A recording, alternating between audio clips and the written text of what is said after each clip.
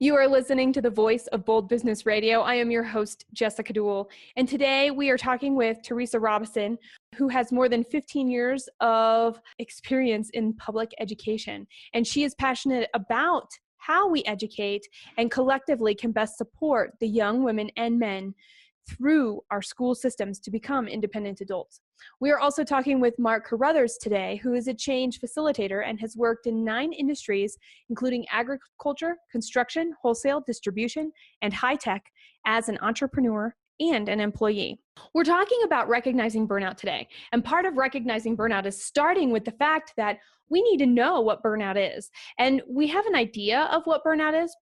One place that we get a little wishy-washy about it is the difference between burnout and being a workaholic. We discuss that. We also discuss the awareness of changes that are happening in the people around us that we are responsible for, whose team we are on. And what do we do in an event of triage when it is necessary to have a major stop and regroup? Because our goal is to learn how to avoid it. But if we're in a place of burnout, we don't recognize it until we're there, or we're dealing with a larger scale concept of burnout, and we've got to do these things quickly to make sure our business functions and continues to make money, and we do what we said we're going to do as an organization, we need to know, maybe we need some quick tips, and you've got those. We'll be right back after this for our conversation. Welcome to the Voice of Bold Business, the show that provides everything smart leaders need to evaluate situations, build relationships, and create solutions. Jessica Dewell candidly talks about the skills necessary to build tenacity and do more with less. And now, here's Jessica. 80% of workers feel stress on the job. Nearly half say they need help in learning how to manage their stress. When I read this statistic, I was like, we have to do a show about this. If for no other reason, because that's insane. That's where I'm going to stop. Mark, I'm very curious. What do you think about that? Well, certainly based on my own experience from myself or from those that I've worked with over several decades and in several different businesses, I'm not surprised by the 80% number. The question is whether the stress is as a result of the job or self-induced because of pressures from the job, pressures from home, or from somewhere else. I'm just not entirely convinced that people who are dealing with burnout, it's entirely the job that's doing it. Some of them are bringing it upon themselves, and some certainly don't even recognize it or acknowledge it or admit to it, and that's part of the problem. So they're not doing anything to circumvent it. And they don't even necessarily recognize that they are causing their stress. In my world, you go in and they're totally burnt out and totally crazy. And I'm like, do you realize you're doing 10 times more than you need to do over here? And if we would just streamline that, you would have more time. Then they don't even know that they're stressed until it's too late, is what I've seen. They don't know what being burned out is. A lot of people are called workaholics, but a workaholic is not necessarily a burnout. It's totally something different. Yes. Thank you for raising your hand. They're two different things, and that is part of the state of mind, which is the major point of burnout. It's not just physical exhaustion or mental exhaustion or dissatisfaction with a job or frustration. It's the stress that's leading to it and their state of mind. We're going to come back to this burnout workaholic thing because I'd like to dig into that a lot more. First, I want to go back to something that you said. It's not surprising because of my decades of experience. And you said, no, it's not surprising because I basically see it every day.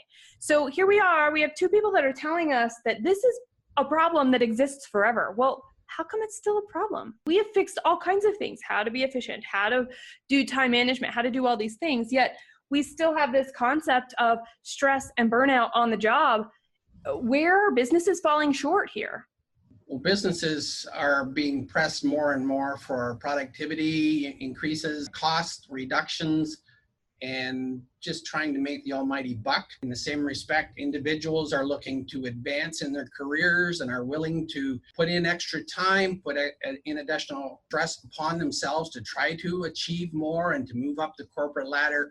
And the businesses are looking at it and rubbing their hands and saying, this is wonderful. We can get all this productivity, perhaps more hours, so we're getting it for free effectively. And they're willing to let the individual who is perhaps an overachiever or trying to achieve do that.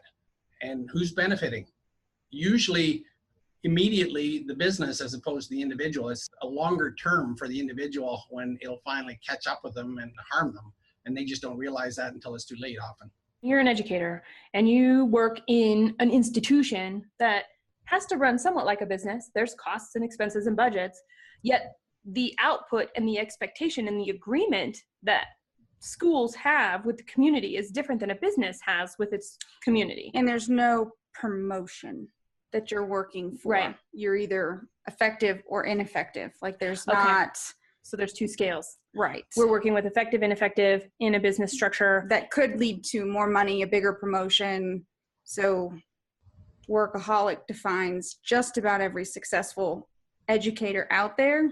But again, it's a matter of listening to yourself. If you are tired, if you are miserable, if you don't like how the day went, then what are you going to do about it? Because sometimes people expect the job to fix it for them, when the reality is learning the coping skills to take a step back and go, yeah, this is like the third day in a row that's really not gone well. What do I need to change to make it go better? I want to dig into this concept that burnout does not equal a workaholic, and a workaholic does not equal burnout. Mark, you mentioned that first, and I'd like to hear more of your thoughts behind that. Well, generally, a workaholic still has an obsession with their job. It's the primary focus in their job. Often, they will sometimes, until they get their priorities sorted out, put it ahead of important things in their lives, their own health, families, relationships, even coworkers, or that sort of thing. A workaholic will do these things, but they're usually pretty positive about what they're doing and they're feeling good about it. They're feeling good about themselves. They really enjoy what they're doing, and they haven't got to the point where the stresses and such make them start to question their own value in the workplace, become negative about themselves, negative about the people around them. They just love to work. That's, to me, the difference. I've been accused of being a workaholic my entire life. It was because of my own, I guess, drive to do the best I can, do as much as I can, try to achieve, but not necessarily to promote my position. If that resulted, that would be great. I was once asked the question during an employment interview, where do you want to be in 5 years? By the controller of a very large international company. I hate that question, but I said to him, I want to be in your seat. And he looked at me and gave me quite a dirty look. And I said, let me explain. First of all, I don't like that question. Secondly, I just want to work hard and prove myself so that in 5 years, I've advanced in the company. Mm-hmm. I want to prove myself that I'm worthy of achieving bigger things, better things, more difficult challenges. I was just joking when it came to sitting in your chair. But in the same respect, this is my answer. I want to improve. I got that job.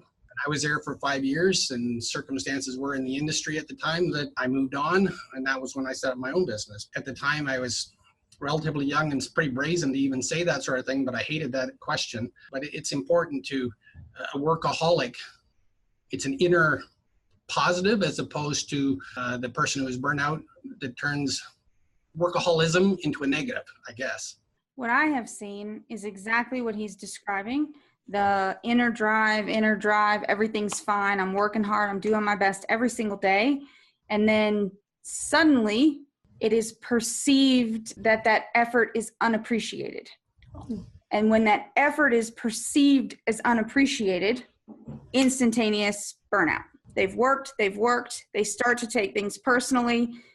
Rules and systems that have been in play for the 10 years they've worked with me suddenly infuriate them, suddenly incapacitate them, suddenly it's totally unfair. It was fair 2 weeks ago, but now that you have personally felt underappreciated or unappreciated, it's done. And that's when I lose the majority of people. When the establishment makes them feel underappreciated, they're gone. That sounds like a weakness in the culture.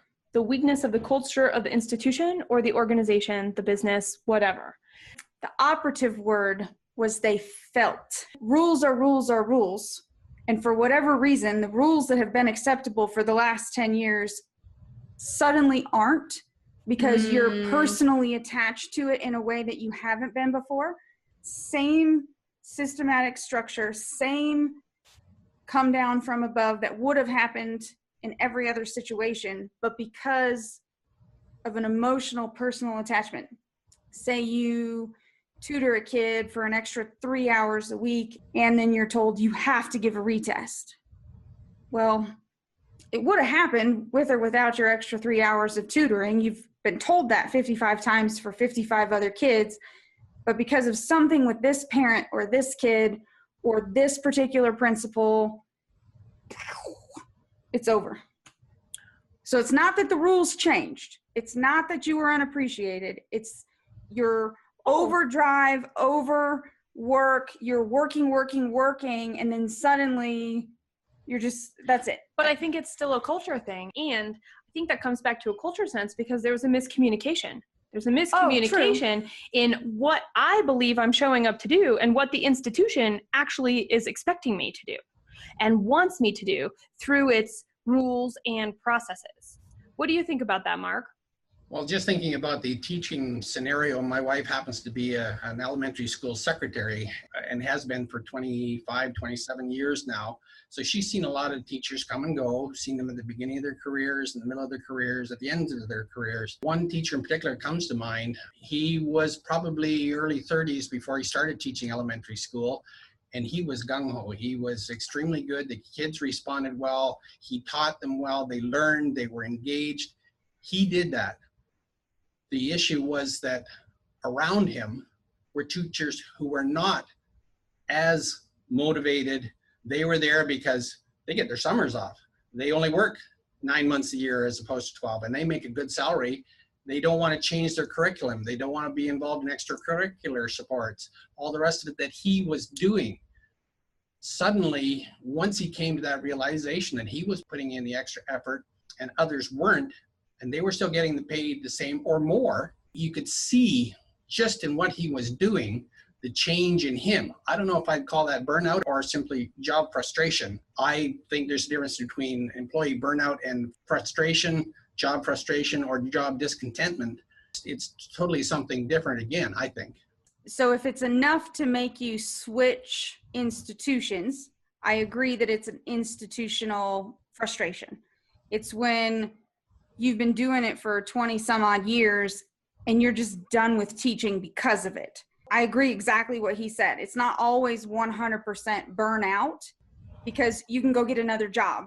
You can go work for another principal. You can get another boss. You can switch contents, whatever you need to do to refresh. It's when that personal, just makes you drop it and be done. So when you're recognizing this in somebody, by the way, so you're describing, I'm going to go find another culture that will appreciate me for what I do. So I want to acknowledge that there is a cultural piece that we're going to bring into this, because I'm not going to let it go. Maybe it doesn't belong here, but I'm not going to let it go. So in your experience with the people that you've worked with, in the organizations that you've worked with, you can tell. I mean, if you're in tune and talking with your people, you can tell when something's up, when that shift happens. So what are your cues? How do you guys sense that that shift has occurred and that a little more attention needs to be put there, even if no action is taken at first? Well, I know at this end, I keep a watchful eye on staff, actually right from the time of the interview. I ask them all the time, what do you do to relieve stress?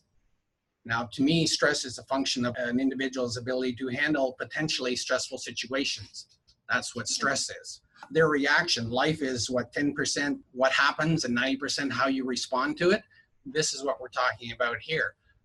I agree that I have also seen teachers that have put in their 20 years or 15 years or whatever and been really passionate about teaching, want to teach the kids, and something, whether it's a principal, whether it's part of the system, whether at the school level or the board level or the provincial level, in Canada at least, that changes it and they just give up. They say, well, fine, I've done my time and I've had enough. This is ridiculous. There's no point in me putting any effort in anymore. They're fed up.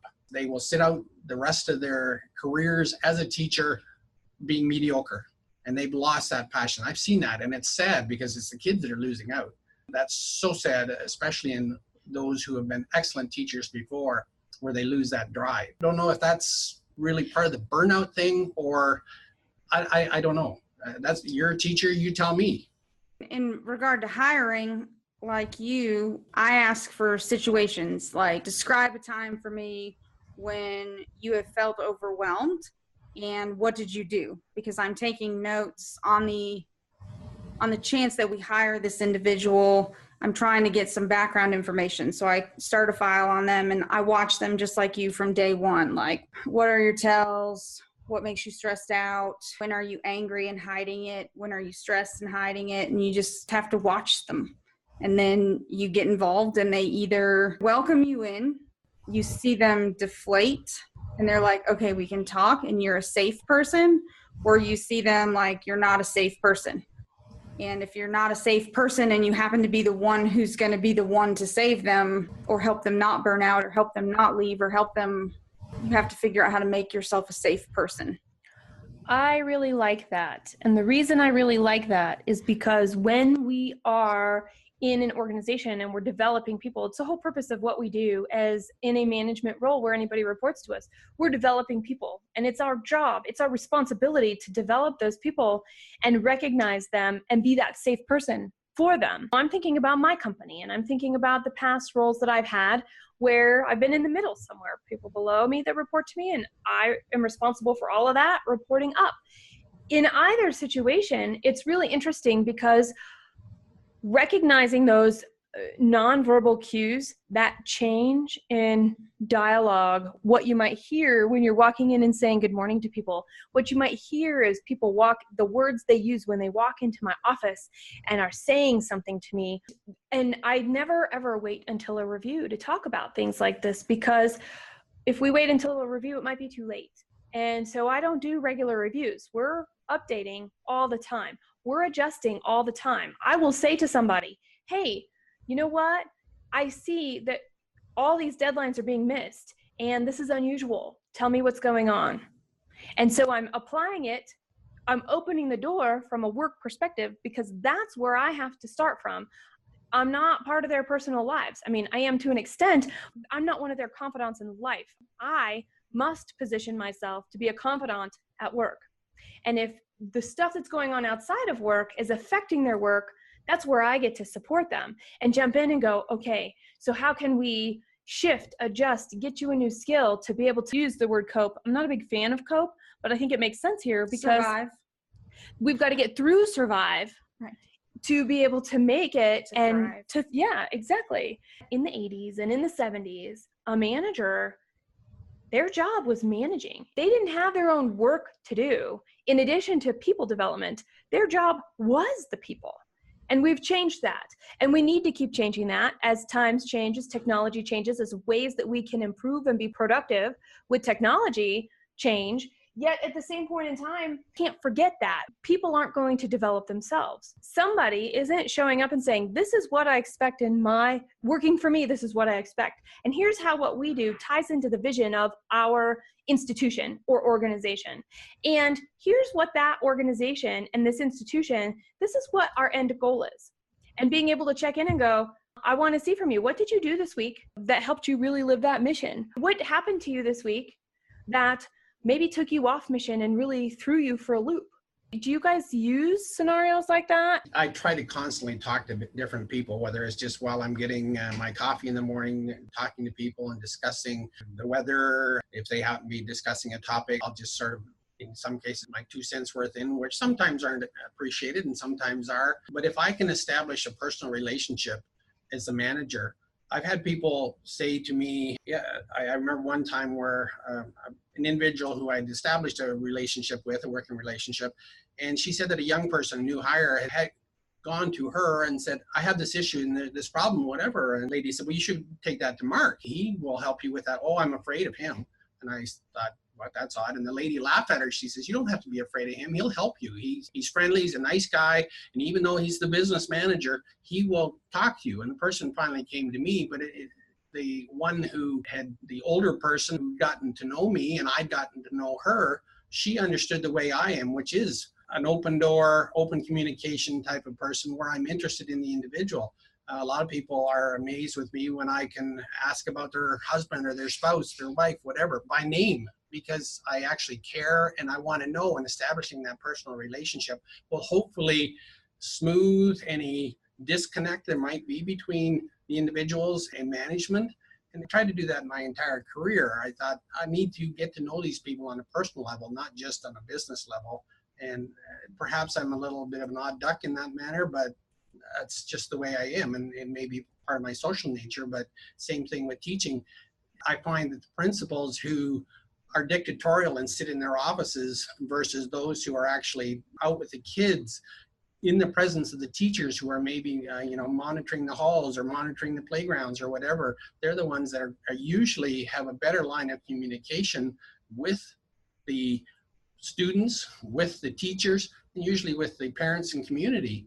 And that sort of openness will reduce stress when that communication channel is available. You are listening to the Voice of Bold Business Radio. I'm your host, Jessica Dewell, and we are talking today with Mark Carruthers and Theresa Robison, who are talking to me about burnout and looking for burnout. And I have to say, this conversation so far keeps circling back to communication. And let's spend some time there about communication. We've got this concept of safe people. We've got this concept of what path, right, Mark? You were talking about that. What path people take to get there, and your personal nature of, it's too bad you were misunderstood. I can't imagine that. But I guess if you were a complete stranger, I might think it's TMI until somebody else goes, oh, I had a problem that made me that vulnerable too, and he helped me. So it's nice to have those advocates as part of this feedback loop and that process. But is that part of the structure? So like our district, I am a safe person by design. I do not fill out evaluations. I mean, I give input and I share data that I collect, and they tell me things that the teacher needs to work on, but I am a safe person.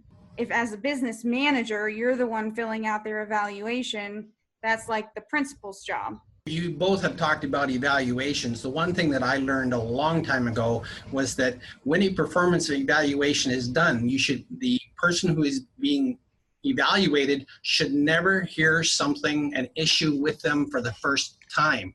The communication needs to be there before the evaluation day or hour or whatever.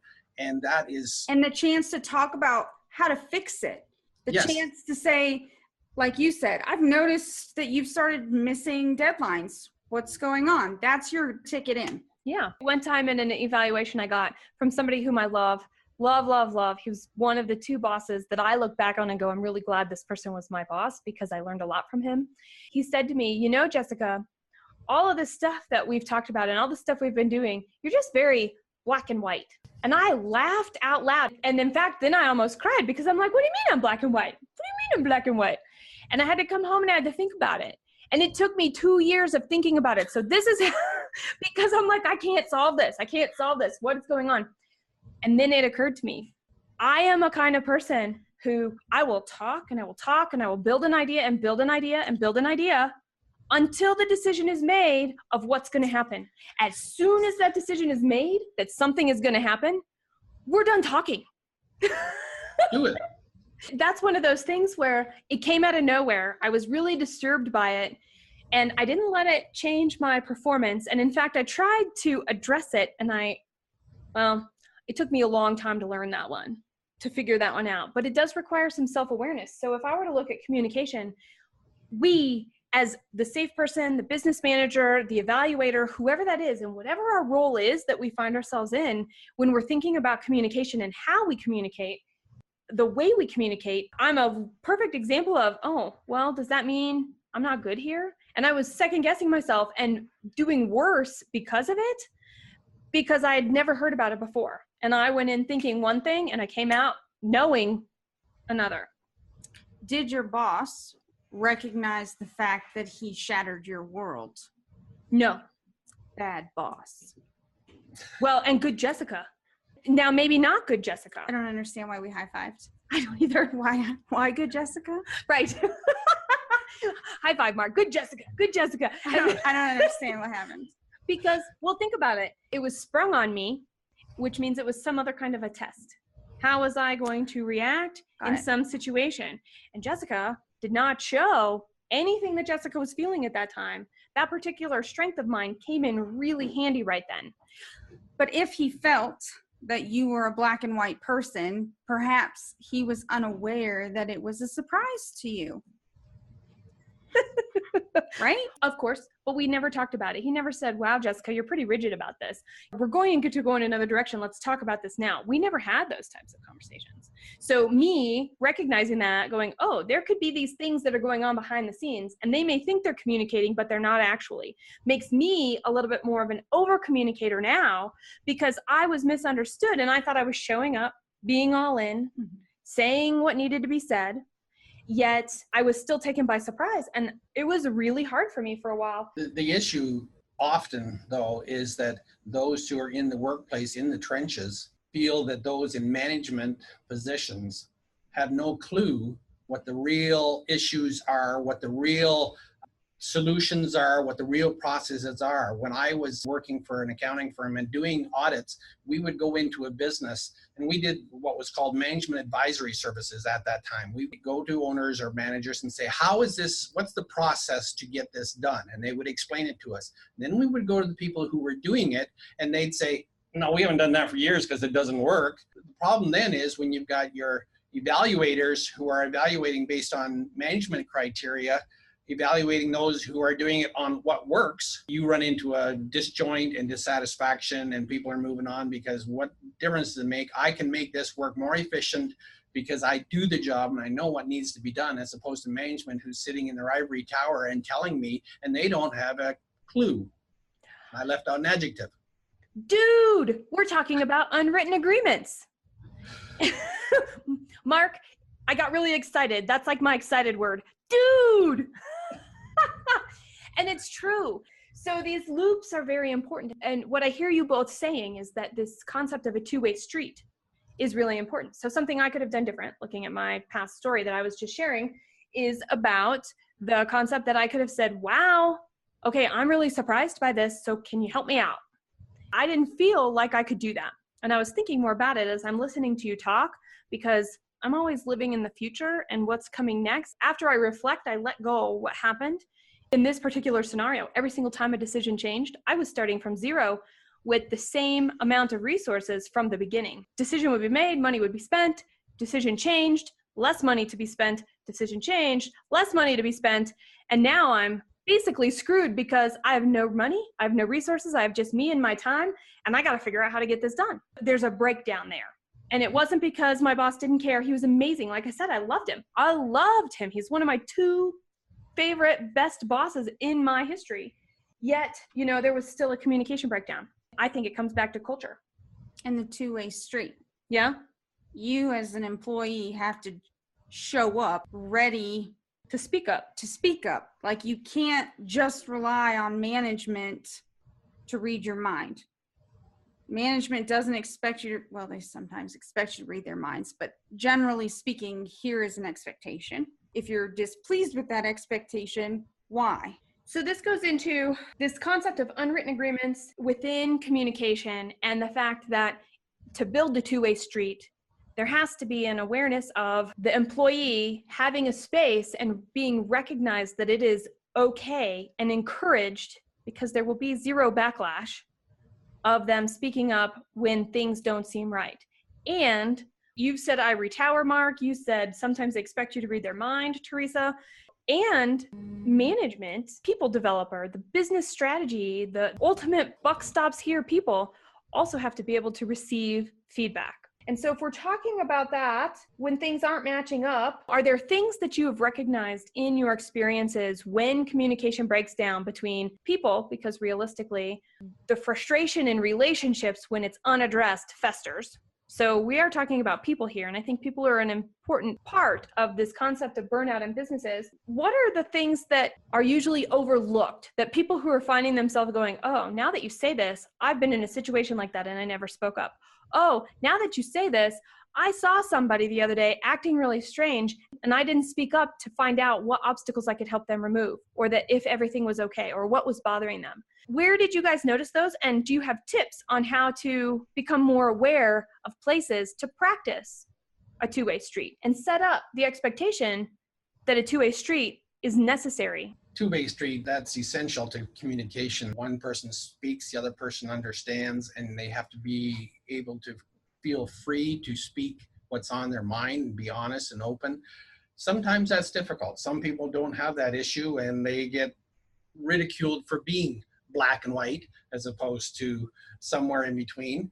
Sometimes brutal honesty is not appreciated, and sometimes it is necessary to get things done. It's got to be feedback from both with an openness and willingness to still remain respectful, even if you disagree with the other person's opinion. And unfortunately, as when I had my own business, I would tell people, I want to hear what you have to say, but just remember, this is my business. I'm a sole proprietor, and I do have the ultimate decision. I want your feedback, but there may be costs, there may be other factors, maybe things.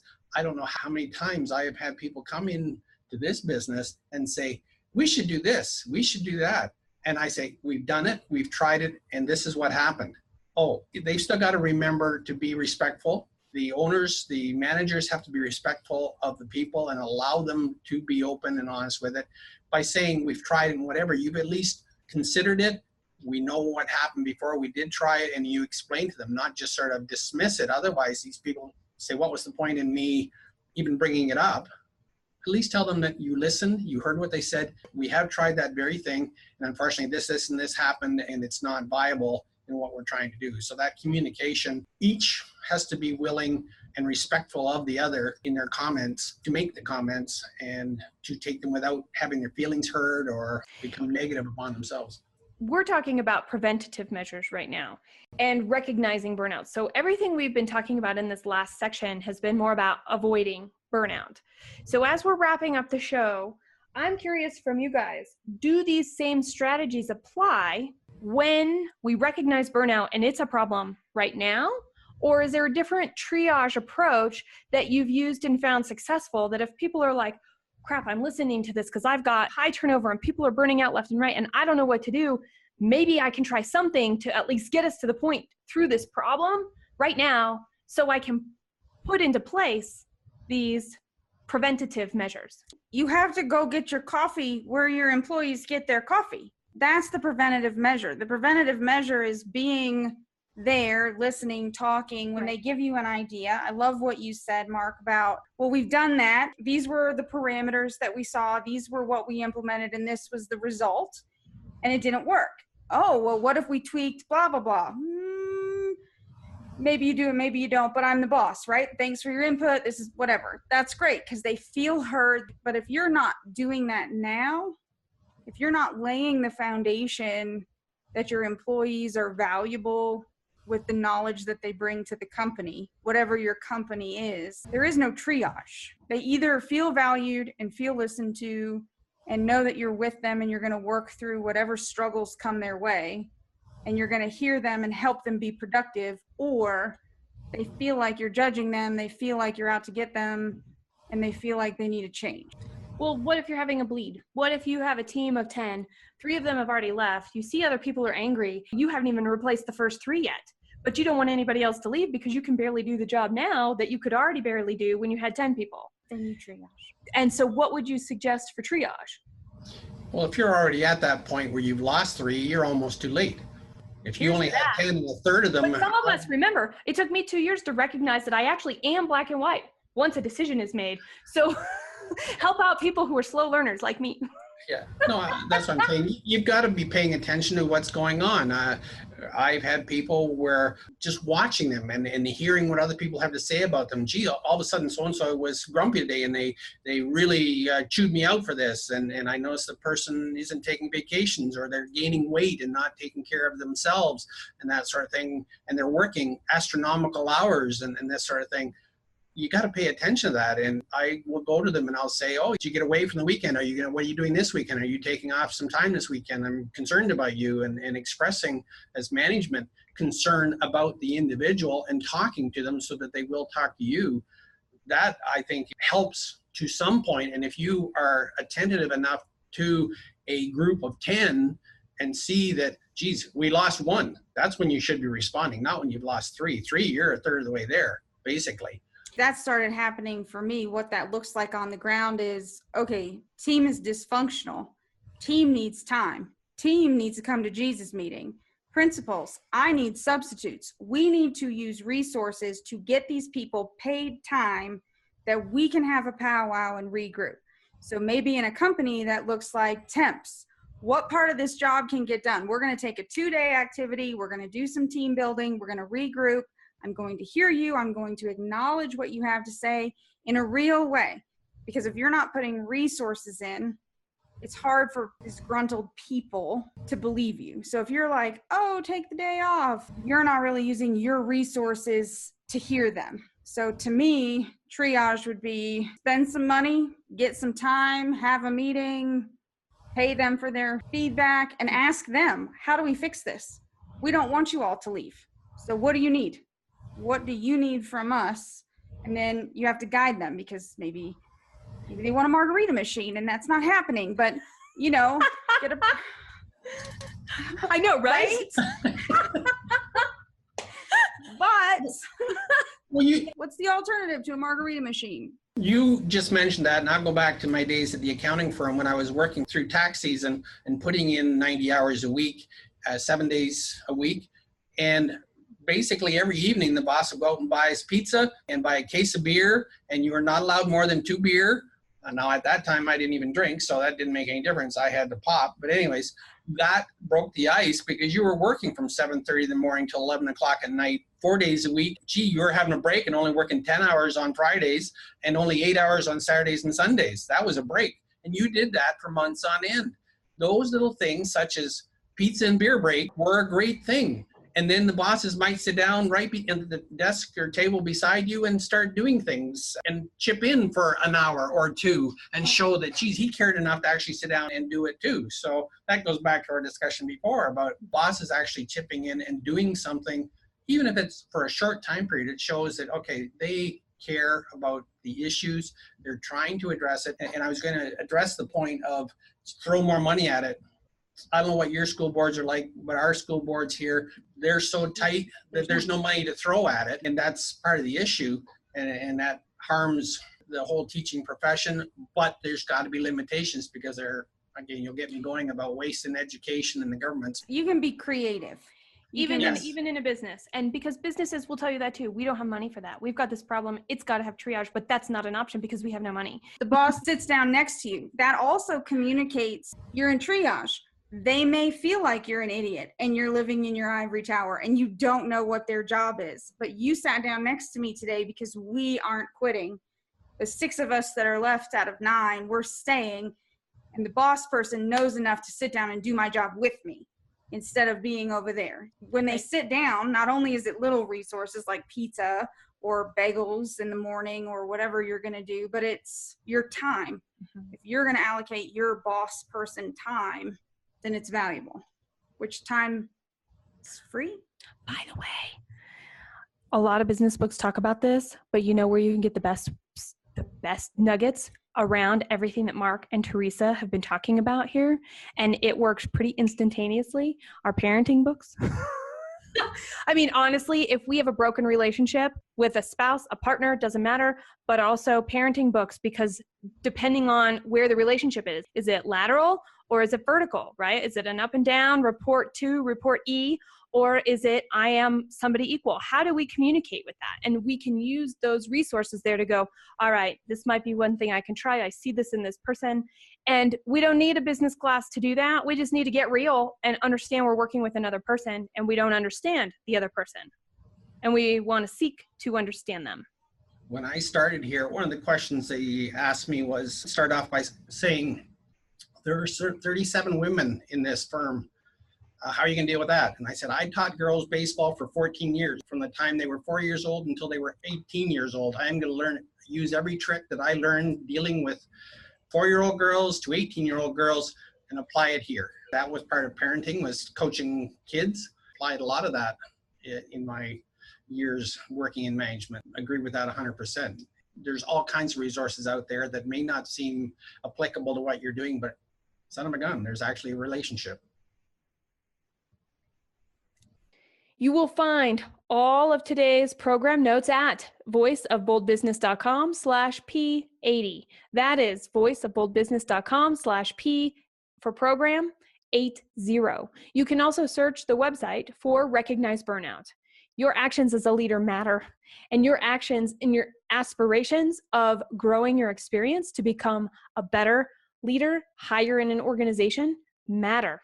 And stress, we have to watch for stress above us and below us, and really most importantly, within us. So how do we articulate stress? What does it look like? How do we communicate with each other around it so we can recognize the signs of burnout, this concept of this overworked and overwhelmed, so we can talk about it, communicate it, and help each other solve our problems to keep our unwritten agreements to a minimum, knowing that we're all speaking the same language and have shared meaning around our initiatives, goals, and mission. We can also now better monitor our teams for the currents that are below the surface that we may not see, and we need to look and find a way in, a doorway in to have those conversations. 25% of people view their jobs as the number one stressor in their lives. That's a lot. Another portion of those, after that 25%, still consider it a stressor, just not the number one stressor. You've listened, you've learned, now subscribe and rate this program. This program is brought to you by Red Direction, and you can listen to the Voice of Bold Business Radio on iHeartRadio, on Google Play, and YouTube, in addition to several others. So visit the website, subscribe, so that you can have new shows every Tuesday and Friday delivered directly to your preferred listening queue. Our actions every single day create what our organization is like, and we can be doing things to increase burnout chances as well as decrease burnout chances. In the end, we're talking about long-term results. It's up to us as business leaders to recognize burnout. Subscribe at thevoiceofboldbusiness.com and get more information, program notes, and past episodes. Bold leaders approach each situation and focus on action to achieve a higher level of leadership. Jessica Dewell, your business advocate, is the host of the Voice of Bold Business Radio. Thank you for joining us.